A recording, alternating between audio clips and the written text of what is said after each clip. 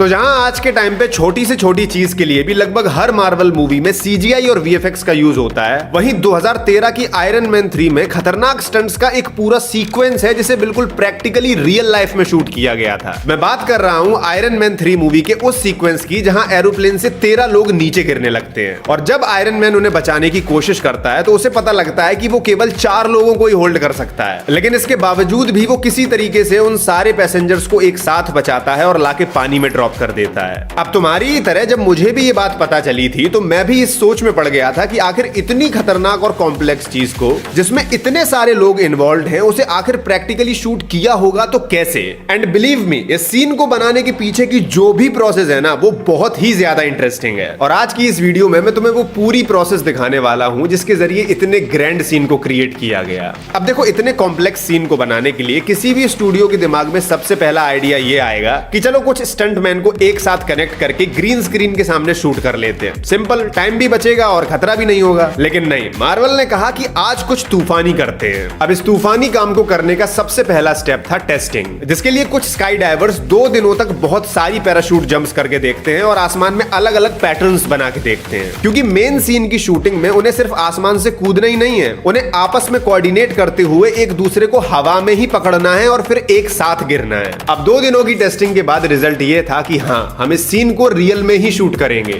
लेकिन अगर तुमने मूवी का सीन देखा है तो तुम्हें पता ही होगा कि उस सीन में किसी ने यूनिफॉर्म पहन रखी है, किसी ने सूट पहन रखा है और ऐसे ही सबने फॉर्मल कपड़े पहन रखे हैं। एंड ऑब्वियस सी बात है कि अगर उन्हें आसमान से कूदना है तो पैराशूट पहनने होंगे, लेकिन अगर वो अपनी यूनिफॉर्म के ऊपर पैराशूट पहनेंगे तो फिर वो सीन में दिखेगा। इसीलिए ऐसे कस्टम कॉस्ट्यूम्स डिजाइन किए गए जिनमें पैराशूट को बड़े आराम से छुपाया जा सके। अब इन कस्टम सूट्स को बनाने के बाद उनकी टेस्टिंग करने में करीब 2 महीने का वक्त लगा, क्योंकि ऑब्वियस सी बात है यार, सेफ्टी सबसे पहले आती है। और फाइनली ये सब कुछ करने के बाद इस ग्रैंड सीन को शूट करने का वक्त आ चुका था। अब यहाँ पे एक बहुत ही ध्यान देने वाली बात यह है कि इस सीन में जो आयरन मैन है वो ऑब्वियसली सीजीआई ही है, क्योंकि अब ना तो आरडीजे आसमान से कूदेंगे और ना ही इतना भारी आर्मर पहन के कोई और कूदेगा। और मान लो कि अगर कोई नकली आर्मर पहन भी ले तो वो आयरन मैन की तरह अपने रिपल्सर का यूज करके उड़ तो पाएगा नहीं। इसीलिए यहाँ पे आयरन मैन की जगह एक स्काई डाइवर ने ली है और बाद में उस स्काई डाइवर की जगह आयरन मैन को डाल दिया गया। अब देखो, इस सीन को मेनली 2 पार्ट्स में शूट किया गया है। पहले पार्ट में प्लेन से गिरने से लेकर वो लोग आसमान में ही एक दूसरे को पकड़ लेते हैं वहां तक का पार्ट शूट किया गया, जिसके बाद ऑब्वियसली वो सब लोग अपने पैराशूट से लैंड कर गए। लेकिन मूवी के सीन में तो सब लोग पानी में गिरते हैं, इसीलिए दूसरे पार्ट में उन सभी को एक बहुत बड़े क्रेन सेटअप के जरिए वायर्स से कनेक्ट करके बहुत ज्यादा ऊंचाई से पानी में गिराया गया। अब यहां तक की सभी चीजें 100% प्रैक्टिकल थी, लेकिन इसके बाद इस सीन में दिखाया गया सीजीआई का जादू।